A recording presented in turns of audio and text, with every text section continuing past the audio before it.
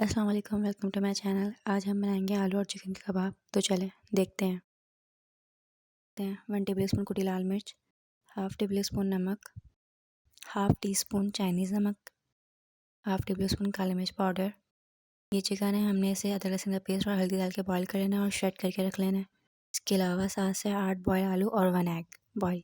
अब हमने जो बॉयल आलू लिए हैं उन्हें मैशर की मदद से अच्छी तरीके से मैश कर लेंगे।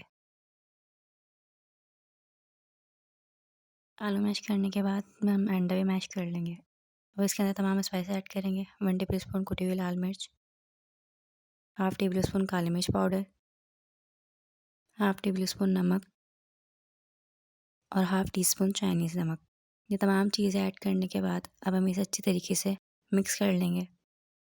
ये देखें, हमने अच्छी तरीके से मिक्स कर लिया। अब हम इसके अंदर हमने जो चिकन बॉईल करके रखी थी रेशे करके वो ऐड कर देंगे और इसे अच्छी तरीके से मिक्स कर लेंगे। ये देखें, आलू के कबाब का जो मिक्सचर है वो बिल्कुल रेडी है। इसके अंदर तमाम स्पाइसेस अच्छी तरीके से मिक्स हो चुके हैं।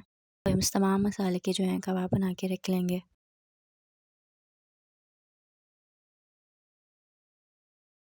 ये देखें, हमने जो मसाला था उसका तमाम कबाब जो है बना के रख लिए हैं। अब हमने 1 टेबल स्पून कॉर्नफ्लोर ले लेना है और एक अंडा ले लेंगे। अब ये जो हमने कॉर्नफ्लोर लिया है इसे अंडे के अंदर पूरा डाल देंगे और इसे अच्छी तरीके से जो है हम अंडे के अंदर मिक्स कर लेंगे। अब हम एक-एक करके कबाब उठाते जाएंगे और हमने जो अंडे और कॉर्नफ्लोर का मिक्सचर रेडी किया है उसके अंदर इसको डिप करके एक-एक करके फ्राई करते रहेंगे। इसी तरह हमने एक-एक करके तमाम कबाब उठाएंगे और अंडे के अंदर डिप करके इसे फ्राई कर लेंगे।